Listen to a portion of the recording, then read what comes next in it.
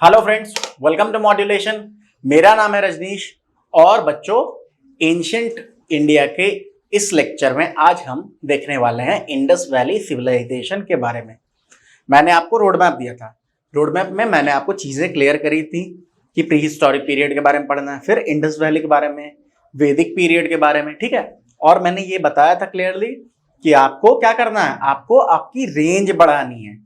Depth में ज़्यादा नहीं जाना है, रेंज बढ़ाइए कि ज़्यादा चीज़ों के बारे में थोड़ा थोड़ा नॉलेज होना चाहिए, क्योंकि ऑब्जेक्टिव क्वेश्चंस बनेंगे और मतलब कि वो क्वेश्चन जो भी आएंगे ना वो सिंगल मतलब कि एक वन वर्ड आंसर आपके बनते हैं, ठीक है। वन वर्ड क्वेश्चंस जनरली आपके देखे जाते हैं।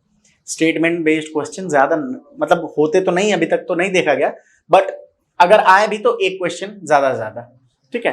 तो हम चीज़ों को समझते हुए साथ में जो ऑब्जेक्टिव क्वेश्चंस बन सकते हैं उसको करते हुए चलेंगे, ठीक है। तो चलिए देखते हैं आज इंडस वैली सिविलाइजेशन के बारे में कुछ चीजें। चलिए, सबसे पहली चीज, इंडस वैली सिविलाइजेशन जो है उसको हम हड़प्पन सिविलाइजेशन बोलते हैं।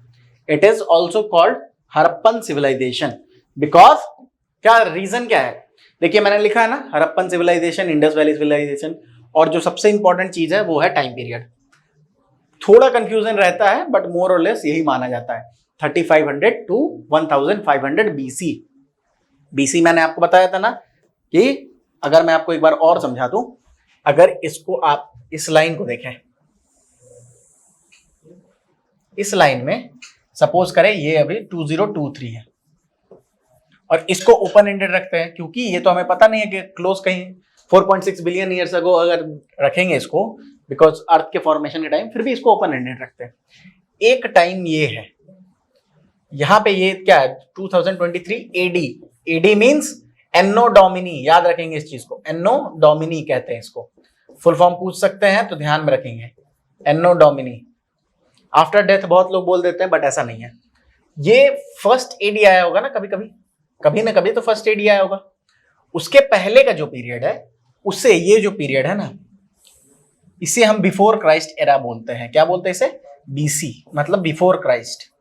क्या बोलते हैं? Before Christ. 1 एडी को जो है माना जाता है कि जीसस क्राइस्ट वाज बॉर्न, तो उससे पहले। अब देखिए सीधी सी बात समझिए कि जो 2000 बीसी होगा ना, 2000 बीसी जो होगा वो हमेशा 1000 बीसी के इधर पड़ेगा। इस लाइन से अगर आप इसको एक स्ट्रेट लाइन मानो तो ये जो है ना, ये यहां पे 1000 बीसी होगा। और हम जैसे नजदीक जाएंगे, जैसे हम जीरो में जाते हैं ना, नंबर सिस्टम जब करते हो तो यहाँ जीरो बीच में होता है, इधर नेगेटिव इधर पॉजिटिव, उसी तरह सोचो। अब आप जब ऐसे बढ़ोगे तो यहाँ पे 2000 बीसी, यहाँ पे 1000, यहाँ पे 500, यहाँ पे 1 एडी आ जाएगा, ठीक है। तो ये है हमारा टाइम पीरियड। बात समझ आई? मैंने आपको बताया था ना पेलियोलिथिक पीरियड वगैरह बताया था आपको। पेलियोलिथिक पीरियड कहाँ बताया था? 2 लाख से लेके आपको 10,000 तक, फिर 10,000 से 8,000 तक मीजोलिथिक, 8,000 से 4,000 तक मैंने आपको बताया था न्यूलिथिक, और 4,000 ऑनवर्ड्स कैल्कोलिथिक आया था। तो जो पीरियड टाइम पीरियड अभी आएगा, और ये क्या है 3500 टू 1500 बीसी। चलिए, इसको हड़प्पन सिविलाइजेशन भी बोला जाता है, इंडस वैली सिविलाइजेशन को। एक्चुअली क्या हुआ था कि मैंने जब आपको पहली क्लास में बताई थी कि जो हम कैसे प्री हिस्टोरिक चीजों को मतलब उसको जानते कैसे हैं, तो कुछ मटेरियल रिमेन्स को हम एक्सकवेट करते हैं और उससे कार्बन डेटिंग करके पता लगाते हैं कितने साल पुराना है। सिमिलरली यहाँ पर क्या हुआ कि हड़प्पा नाम की एक जगह है जो कि प्रेजेंट डे पाकिस्तान में प्रेजेंट डे एक जगह है हड़प्पा, जो कि 1921 में दयाराम सहनी जी वहां एक्सकवेट कर रहे थे और उन्हें कुछ चीजें मिली। और चूंकि ये हड़प्पा में पहली बार एक्सकवेट हुआ था, इसीलिए उसके नाम पे लोगों को लगा यहाँ पे एक सिविलाइजेशन थी जिसका नाम पड़ा हड़प्पन सिविलाइजेशन। बाद में देखा गया कि ये एक छोटा सिविलाइजेशन नहीं था, ये बहुत बड़ा सिविलाइजेशन था और लोग बहुत जगहों पे फैले हुए थे, ठीक है। और बहुत सारी सिमिलैरिटीज मिली अलग अलग जगहों पे, तो ये पता चला कि एक ही सिविलाइजेशन था जो कि अलग अलग जगहों पे फैला हुआ था। और चूंकि ये इंडस नदी के किनारे था ये बसा हुआ, इसीलिए इसे इंडस वैली सिविलाइजेशन कहा जाता है। बात समझ में आई? तो this is about why it is called Harappan civilisation, ठीक है। पहले जो फर्स्ट जगह एक्सकवेट हुई थी वो थी Harappa. It was larger than ancient Egypt and Mesopotamian civilisation. Egypt और जो मेसोपोटामियन सिविलाइजेशन थे उससे बड़ा सिविलाइजेशन ये था, ठीक है। अगर मैं आज प्रेजेंट डे की बात करूं तो आप अगर इस फिगर को देखेंगे तो शायद आपको क्लियर ना हो, ये इंडिया का पोर्शन है और ये जो एरिया है ना, ये जो पोर्शन है आप देखिए, ये हमारा नॉर्थ वेस्ट फ्रंटियर है। नॉर्थ वेस्ट फ्रंटियर मतलब आप समझे, ये देखिए ये राजस्थान है, यहाँ महाराष्ट्र है, इसके जो वेस्ट में जो एरिया है ना, मतलब जैसे हरियाणा हो गया, यहाँ पे आपको गुजरात है, हरियाणा है, और पाकिस्तान का कुछ पार्ट सिंध हो गया, तो ये सब टोटल जो है ना ये आते थे इंडस वैली सिविलाइजेशन में। ठीक है, अब देखिए कुछ चीजें बता दूं आपको जो क्वेश्चंस बनते हैं। एक तो हड़प्पन सिविलाइजेशन मतलब इसको क्यों कहा जाता है वो मैंने बता दिया। अब ध्यान दे कि इस सिविलाइजेशन का नॉर्दर्न मोस्ट पॉइंट था मंडा, जो कि जम्मू एंड कश्मीर में, प्रेजेंट है जम्मू एंड कश्मीर में है। मंडा कहाँ है, ये रहा, आज के J&K में। दूसरा सदर्न मोस्ट कौन सा है, डाइमाबाद। डाइमाबाद महाराष्ट्र में। तो देखिए यहाँ पे गुजरात तक दिया हुआ, डाइमाबाद समवेयर अराउंड इसी जगह पे पड़ना चाहिए। ठीक है, तो ये है डाइमाबाद जो कि महाराष्ट्र में, प्रेजेंट डे महाराष्ट्र में है। देखिए एक्सपेंशन देखिए कितना दूर, अगर आप वेस्ट की ओर जाएंगे, ईस्ट की ओर जाएंगे तो आलमगीरपुर तक गया था ये। आलमगीरपुर भी मोटा मोटे आप मान के चलिए, ये जो एरिया ये आपका यूपी का एरिया है तो यहाँ पे कहीं होगा, तो ये है आलमगीरपुर, ये वेस्टर्न मोस्ट पॉइंट हो गया। ठीक है, और आप अगर ईस्टर्न मोस्ट पॉइंट बोलो तो वो बोलते हैं हम सुतका गेंडर को। ये पाकिस्तान और ईरान के बॉर्डर पे, प्रेजेंट डे पाकिस्तान और ईरान का बॉर्डर जहां है वहां पे ये रीजन पड़ता है सुतका गेंडर। तो आप अगर देखें ध्यान से, इतना बड़ा ये एरिया जो है ना ये कवर करता था। देखिए ये तो लैंड बाउंड्री है तो इस तरह, इसलिए ऐसे करके लेके जाएंगे।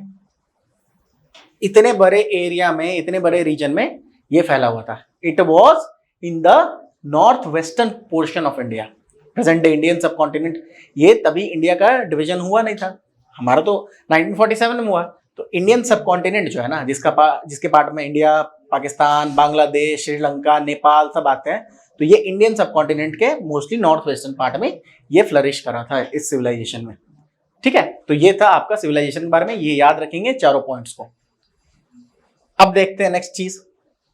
अब देखिए कुछ जगहों को हम अच्छे से समझेंगे। हड़प्पा चूंकि पहला प्लेस था इसीलिए इसके नाम पे हड़प्पन सिविलाइजेशन पड़ गया। एट द सेम टाइम ये कहां पे, आज के डेट में ये पाकिस्तान में है। ठीक है, और यहाँ पे एक मेल टॉर्सो मिला था, इसको टॉर्सो बोलते हैं। धड़ जो होता है ना गले के नीचे का पोर्शन, उसे टॉर्सो बोलते हैं। तो ये मेल टॉर्सो जो है ना ये कहां से मिला था, हड़प्पा में एक्सकवेट हुआ था। ये चीज हड़प्पा में मिली थी। और हड़प्पा क्या है, ये सबसे पहला जगह था जहां पे खुदाई हुई थी और जहां से इसका नाम, इस सिविलाइजेशन का पहले नाम हड़प्पन सिविलाइजेशन पड़ा। बाद में जब देखा गया कि ये और भी जगहों पे था तो नाम इसका इंडस वैली सिविलाइजेशन कर दिया गया। तो ये मेल टॉर्सो ये कहां मिला है, हड़प्पा में, ध्यान रखेंगे। अब देखिए मोहनजोदड़ो के बारे में पढ़ते हैं। मोहनजोदड़ो जो है वो बहुत इंपॉर्टेंट है बिकॉज ये क्या है, सबसे बड़ा साइट है। इंडस वैली सिविलाइजेशन जो मैंने आपको दिखाया ना, इतने बड़े एरिया में फैला हुआ था, इसमें अगर सिंगल कोई सबसे बड़ा साइट है तो वो है मोहनजोदड़ो। मोहनजोदड़ो जो है ना, अभी कुछ दिनोों पहले एक मूवी भी बनी थी, ऋतिक रोशन उसमें जो है एक्टर थे, लीड रोल में थे। पूजा हेगड़े जो है उसमें लीड मतलब कि फीमेल कैरेक्टर थी। आशुतोष गोवारिकर की मूवी थी। तो आप उसको देखेंगे ना तो थोड़ा आपको पॉलिटी के बारे में कुछ अंदाजा लग जाएगा। पॉलिटी के बारे में मैं बताऊंगा आपको हालांकि अभी, ठीक है। और देखिए क्या है ना कि हड़प्पन सिविलाइजेशन के बारे में हर कुछ क्लियरली पता नहीं है, बहुत पुरानी चीज है तो क्लियर हर कुछ नहीं है। जितनी भी इंफॉर्मेशन है वो ऐसा नहीं है कि बिल्कुल क्लियर है। जैसे पॉलिटी कैसी थी, राजा हुआ करता था, कि क्या तरीके से, किस तरह से उनको चलाया जाता था, किस तरह से जो वहाँ के लोग को एडमिनिस्टर किया जाता था, ये पूरा क्लियर नहीं है। ऐसा एक्सपेक्ट किया जाता है कि बहुत सारे लोग मिलकर उसको चलाते थे, ठीक है। तो मोहनजोदड़ो अभी कहाँ है, प्रेजेंट डे सिंध। सिंध कहाँ है, पाकिस्तान में। गुजरात सिंध हम लोग पढ़ते हैं ना, पंजाब सिंध गुजरात मराठा, तो पंजाब सिंध गुजरात मराठा हमारे राष्ट्रगान में है। लेकिन सिंध जो है आज की डेट में वो कहाँ का प्रोविंस है, वो है हमारे कहाँ का प्रोविंस है, पाकिस्तान का। अभी पाकिस्तान में हो गया। अब मान के चलिए जो भी हमारे पार्टीशन से पहले तो हम एक ही थे ना, तो उस समय वो सिंध जो एरिया था वहां पे ये पड़ता है मोहनजोदड़ो, ठीक है। प्रेजेंट डे सिंध ये प्रोविंस ऑफ पाकिस्तान है और लार्जेस्ट साइट है, मैंने बता दिया। यहाँ कुछ चीज मिली थी, एक जो इंपॉर्टेंट सबसे चीज है वो है पशुपति सील। ये जो पशुपति सील देख रहे हो ना आप, ये यहाँ पे मिली थी मोहनजोदड़ो में। पशुपति सील क्या है कि एक तरह से जैसे अगर आप कोई लेटर भेजते हो तो एक स्टाम्प लगता है ना उस पर, वो उसको वैलिडिटी दे देता है। उसी तरह यहाँ से जो ट्रेड होते थे ना उस टाइम पे लोथल के थ्रू, मतलब जो गुजरात का एक डॉकयार्ड था वहां के थ्रू ट्रेड होता था रोम से, इन सब जगहों से। तो वो जो ट्रेड होता था ना, तो उसको ऑथेंटिकेट करने के लिए ये सील्स यूज होते थे। और ये है किसकी सील? ये पशुपति सील इसको कहते हैं, क्योंकि इसमें जो है ना हमारा 4 एनिमल्स हैं। कौन कौन से एनिमल? 4 कौन कौन से? ध्यान रखेंगे इस चीज को। पशुपति सील में कौन कौन से एनिमल है इसको ध्यान रखेंगे। Elephant, tiger, rhino, buffalo. Elephant, tiger, rhino, buffalo, ये चारों इस सील में है। गूगल करके एक बार देखना नजदीक से आप लोग, ठीक है? अच्छा, मतलब समझ में आएगा बेटर। और इससे कुछ हम रिलीजियस चीजों के बारे में भी आइडिया लगा पाते हैं इस सील की वजह से, ठीक है? तो ये पशुपति सील, ये भी मोहनजोदड़ो में मिला था, ठीक है? और एक चीज मिली थी वहां पे, वो है ये डांसिंग गर्ल। ब्रॉन्ज की डांसिंग गर्ल जो है वहां पे मिली थी, ब्रॉन्ज की डांसिंग गर्ल। ये क्या है?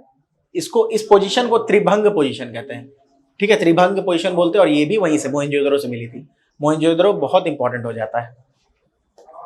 चलिए, अब कुछ जगहों के बारे में मैं आपको बता दूं कि कौन सी जगह कहाँ पे है, वो याद कर लेना, क्योंकि मैच द फॉलोइंग में ये क्वेश्चंस पूछे जा सकते हैं, ठीक है? तो इस चीज को भी थोड़ा ध्यान में रखेंगे।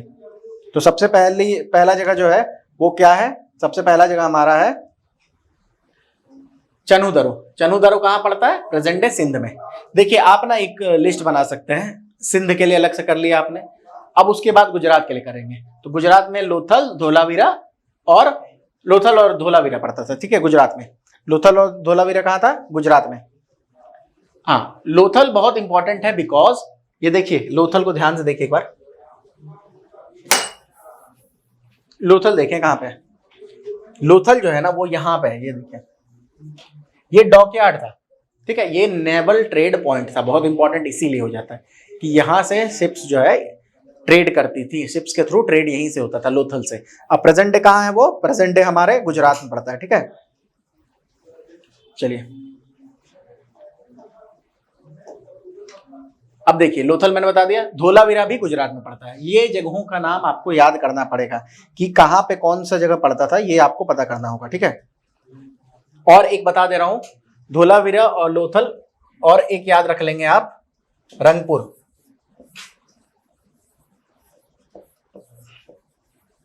आपको मैच द फॉलोइंग क्वेश्चंस आ सकते हैं, इसीलिए इसको करना है अच्छे से। ये कहां पे है? गुजरात में। रंगपुर गुजरात में है, ठीक है? रंगपुर कहाँ है? गुजरात में है। चलिए, उसके बाद एक और जगह हम करने वाले हैं, हम कालीबंगन। कालीबंगन कहाँ पड़ता है? देखिए, कालीबंगन, बंगन से मिलता जुलता साउंड है ना, बैंगल का। तो फैक्ट्री जो थी ना, बैंगल फैक्ट्री, वो यहाँ मिलती थी कालीबंगन में। और कालीबंगन कहाँ पड़ता है? वो है राजस्थान में। और बैंगल फैक्ट्री यहीं पे मिलती थी, कालीबंगन। ये फर्स्ट प्लोड फील्ड भी ना यहीं पे मिला है। फर्स्ट प्लोड फील्ड जो है वो यहीं पे मिला है। प्लोड फील्ड मतलब जिस खेत की सिंचाई हुई हो, ठीक है? उसे हम प्लोड फील्ड बोलते हैं। तो कालीबंगन राजस्थान में बैंगल फैक्ट्री थी, साथ में फर्स्ट प्लोड फील्ड यहीं से मिला है, कालीबंगन से, ठीक है? और एक चीज, राखीगढ़ी, ये इंपॉर्टेंट हो जाता है क्योंकि राखीगढ़ी हरियाणा में हो, और इंडिया में सबसे बड़ा साइट अगर कोई आईबीसी का है तो वो राखीगढ़ी है। Rakhigarhi largest Indian site of IBC, ठीक है? Largest Indian site of IBC वो है राखीगढ़ी। और एक और याद कर लेंगे, एक और याद करेंगे, बनावली जो है ना, ये भी एक जगह है जो कि हरियाणा में ही पड़ता है, ठीक है? बनावली, हरियाणा। तो ये 6-7 जगह हैं, इसको आप याद कर लोगे कि कौन सा जगह कहाँ पड़ता है। और 2-3 इंपॉर्टेंट इंफॉर्मेशन है, जैसे Lothal important naval trade point था, ठीक है? फिर कालीबंगन फर्स्ट जो है वहां पे बैंगल फैक्ट्री और फर्स्ट प्लोड फील्ड वो यहाँ पे। और Rakhigarhi largest Indian IBC site, largest Indian IBC site बोल रहा हूं। अगर ओवरऑल पूछेंगे तो मोहनजोदड़ो, ठीक है? जो कि पाकिस्तान में आज के डेट में। फिर कुछ फीचर्स के बारे में पढ़ते हैं। First urban civilisation, first urban civilisation इसे कहा जाता है। Systematic town planning on grid system. क्या है ये ग्रिड सिस्टम, समझे थोड़ा। सपोज करें कि एक शहर है ये, सपोज करें कि ये मोहनजोदड़ो है, ठीक है? तो इसमें क्या होता था ना, ग्रिड पैटर्न बोलने का मतलब ये होगा,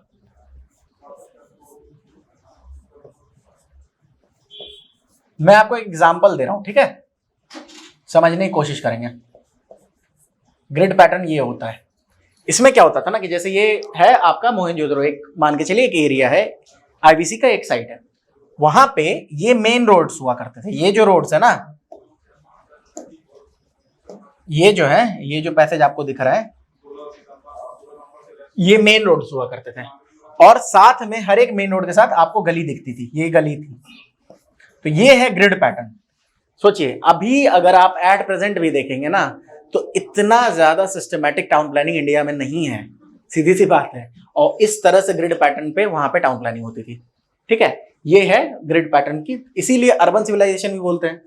साथ में अगर मैं आपको अंडरग्राउंड, हाँ, फिर एक और चीज मैं बता दूं आपको ग्रिड सिस्टम के बारे में। दो पार्ट हुआ करते थे, शहर के दो पार्ट्स होते थे। एक था सिटाडेल, ठीक है, ये है सिटाडेल, एक है लोअर टाउन। बाकी एरिया जो है ना वो लोअर टाउन में आता है।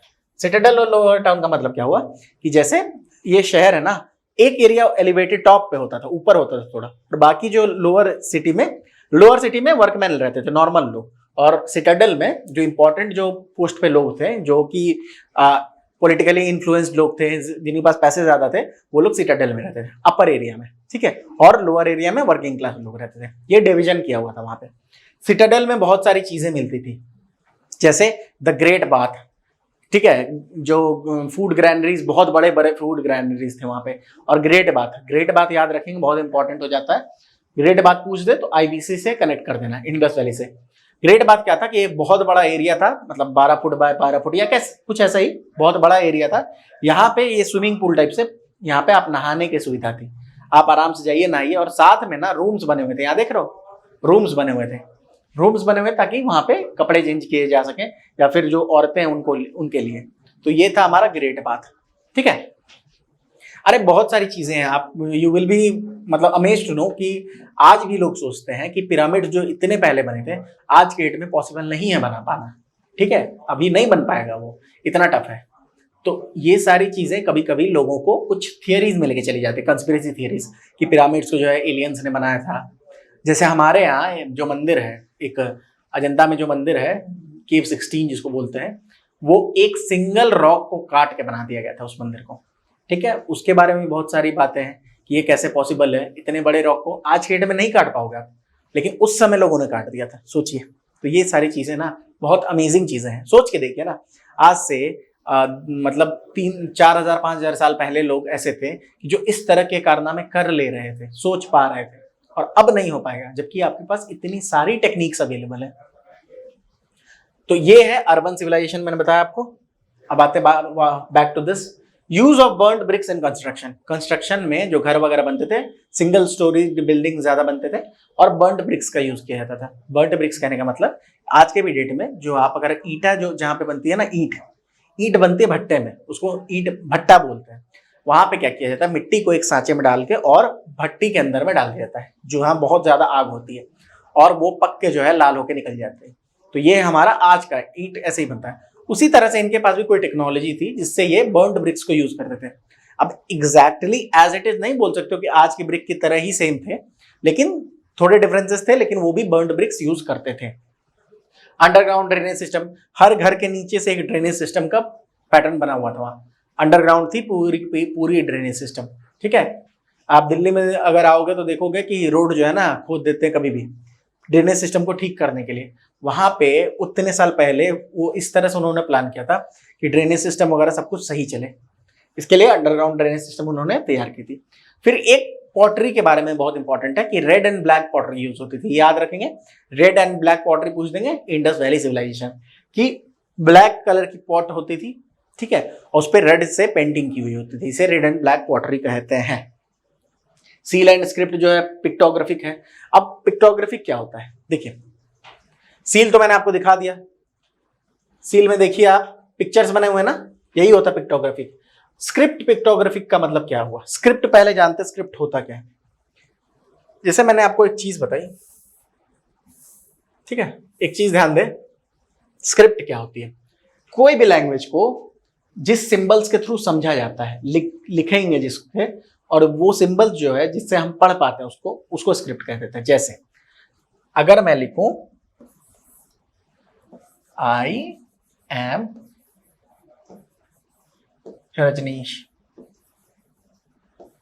ये आप लोग पढ़ पा रहे हो आराम से, किसी को कोई प्रॉब्लम नहीं हो रही, क्योंकि आपको बताया गया कि ये आई है, आई का मतलब मैं होता है, ए एम है। तो ये जो स्क्रिप्ट है ना, इसको स्क्रिप्ट बोलेंगे। ये जो सिंबल्स हैं इनको ही स्क्रिप्ट बोलते हैं। और ये क्या है? ये रोमन स्क्रिप्ट है। इंग्लिश की अपनी कोई स्क्रिप्ट है नहीं, इन्होंने रोमन से चुरा ली है, मतलब रोमन से उधार ले रखी है।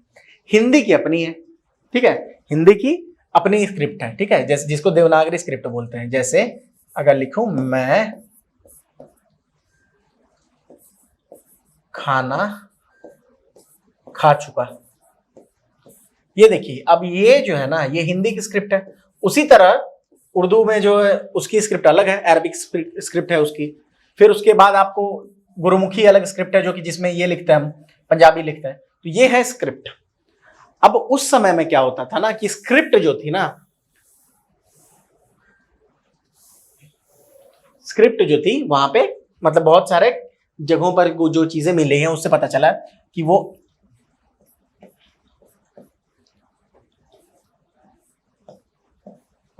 ऐसे ऐसे करके वो बना देते थे। तो इससे समझ अभी तक ना इसको डिसाइफर नहीं किया गया है, उनके स्क्रिप्ट को डिसाइफर नहीं किया गया है, मतलब समझ नहीं आ रहा है कि वो क्या कहना क्या चाह रहे हैं, ठीक है। तो इस तरह की उनकी स्क्रिप्ट थी। और कहा जाता है कि बोस्ट्रोफिडॉन राइटिंग थी। बोस्ट्रोफिडॉन राइटिंग कहने का मतलब कि एक लाइन जो लिखेंगे वो ऐसे लिखेंगे, आई प्ले क्रिकेट, और दूसरी लाइन जो लिखेंगे ना, ये सब स्पेकुलेशन है एक्चुअली, मतलब कंफर्म तो कुछ पता नहीं है। दूसरा लाइन लिखेंगे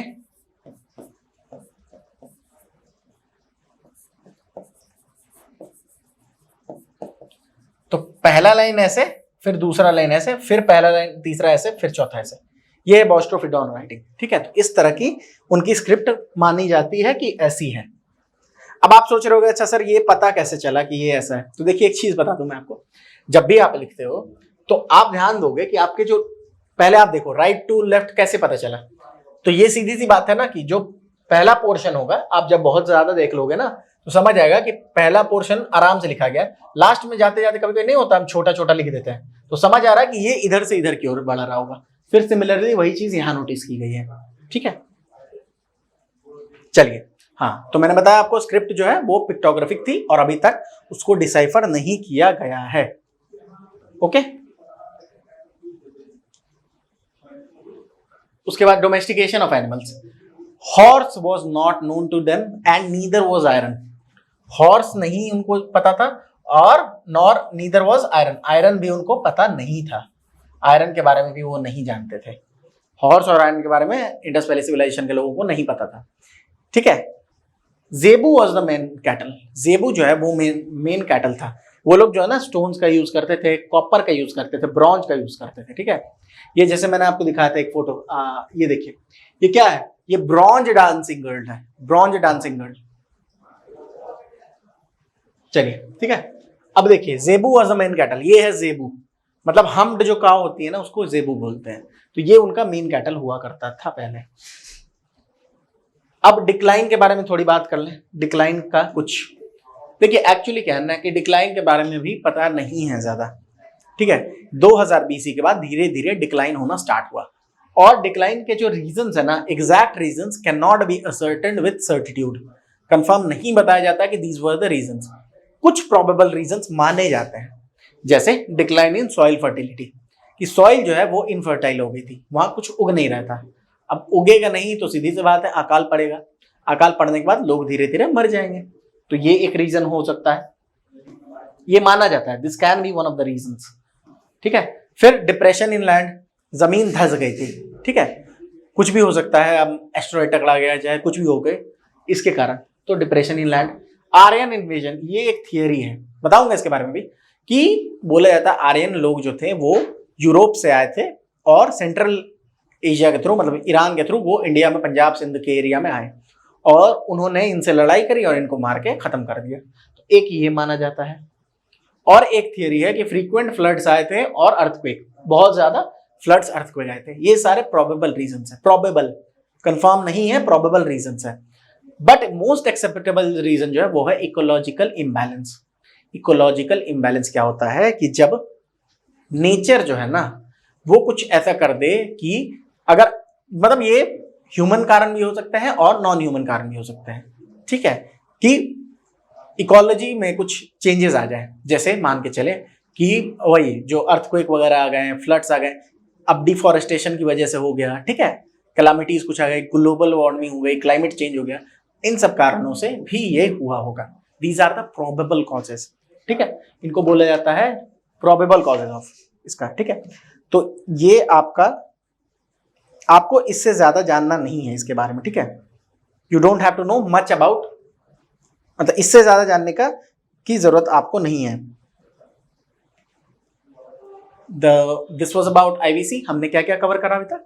आईवीसी का टाइम पीरियड, जो साइट्स है important, at the same time क्या क्या फीचर्स थे, और आप लोथल याद रखना, लोथल बहुत इंपॉर्टेंट हो जाता है। डॉकयार्ड है और ट्रेड होता था, पूछ देंगे ट्रेड करते थे कि नहीं, तो हाँ करते थे, लोथल इंपॉर्टेंट हो जाता है। फीचर्स पढ़े और हमने डिक्लाइन के बारे में पढ़ा, इससे ज्यादा आपको नहीं जानना है। This was all. जो मैंने लेक्चर पढ़ाया है उसको बार बार रिवाइज करेंगे तो you will be in a better position to understand these things. थोड़ा सर्च करेंगे, थोड़ा गूगल सर्च वगैरह करोगे ना, फोटोज वगैरह देखो, क्योंकि क्या है ना कि जो विजुअल मेमोरी होती है हमारी वो बहुत ज्यादा अच्छी होती है, तो थोड़ा फोटोज वगैरह देखोगे तो आप समझ पाओगे कि किस तरह की चीजें जो है ना वहां पे थी, कैसे काम करती थी चीजें। अब रिलीजन के बारे में एक बात बताता हूँ, लोग एक्सपेक्ट कर मतलब ऐसे स्पेक्यूलेट करते हैं कि जो पशुपतिशील है ना, तो उस तरह से लोग मानते हैं कि किसी गॉड को ये लोग मानते थे जो कि इस फॉर्म में था। एट द सेम टाइम देखा गया है कि जो लोग मरे थे ना, बहुत सारे लोगों के साथ बर्तन वगैरह भी दफना दिया जाता था। तो ये माना जाता है कि लोगों की धारणा ऐसी थी कि ये जो है अब दूसरी जगह जाएगा तो वहां पे इसको यूज होगा, तो इसीलिए बर्तन वगैरह दे देते थे। तो ये सारी चीजें हैं। तो this was all about Indus valley civilisation. इससे बाहर कुछ नहीं पढ़ना है, इतना ही ध्यान देना है, ठीक है। चलिए, थोड़ा हमारा चैनल आप लोग लाइक कर दें, सब्सक्राइब कर दें और थोड़ा शेयर करें। जो भी आपको प्रॉब्लम्स आ रही है कमेंट बॉक्स में डालें।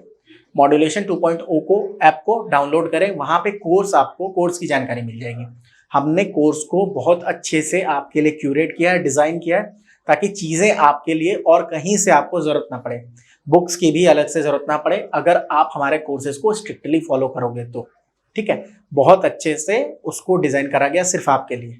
तो प्लीज आप लोग मॉड्यूलेशन इंस्टीट्यूट 2.0 ऐप को डाउनलोड करें, वहां पे सारी इन्फॉर्मेशन है। और कोई इन्फॉर्मेशन चाहिए तो आप कांटेक्ट कर सकते हैं। हमारा कांटेक्ट नंबर है 9015781999, ठीक है। इस पे आप कांटेक्ट करेंगे तो आपको और भी जो भी इन्फॉर्मेशन चाहिए होगी, जो भी डाउट्स हैं वो बता दिए जाएंगे, क्लियर कर दिए जाएंगे।